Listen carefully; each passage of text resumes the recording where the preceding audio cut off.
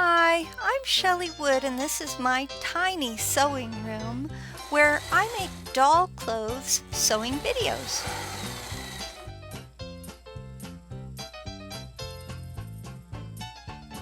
Today I want to talk to you about lace. When you go to the store to buy lace, sometimes you can luck out and find a spool like this with a set price. Be sure and check how many meters or yards you're getting for that price to make sure it is the deal it appears to be.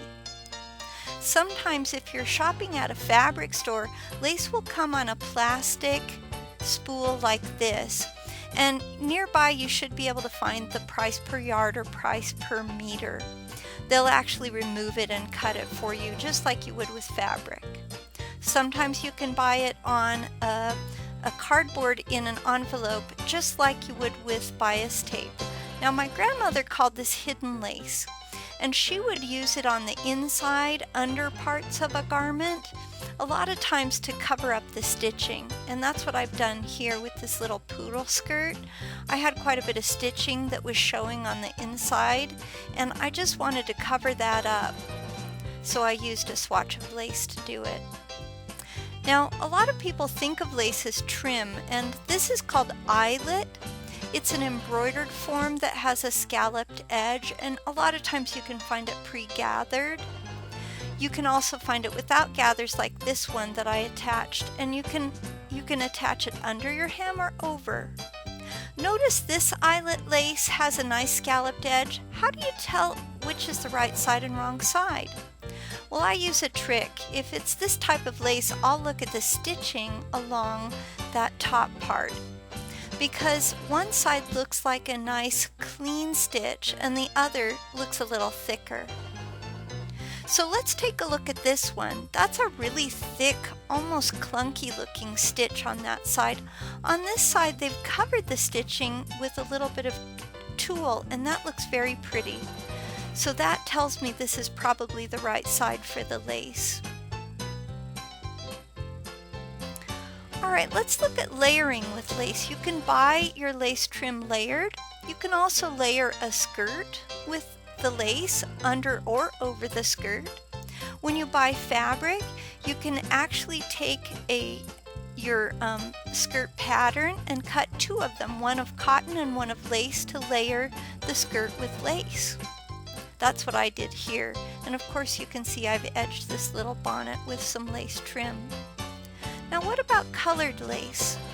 Well, look at this skirt, how it has pink lace and a pink fabric. That really makes that sunglasses trim pop. But over here we're looking at the lace because the pink from the skirt is sort of hidden by it. Now some of your lace will have a stretchy texture to it. I like to use this type of lace with undergarments or anything that I'm using a stretchy fabric for. So pay attention to the texture of your fabric lace, whether it's stretchy or not. That'll help you decide whether or not you want to use it with, say, a pair of dolly underpants. Lace fabric can be purchased just like any other fabric. You buy it on a fabric bolt. This is called tulle, and it's kind of in the lace family.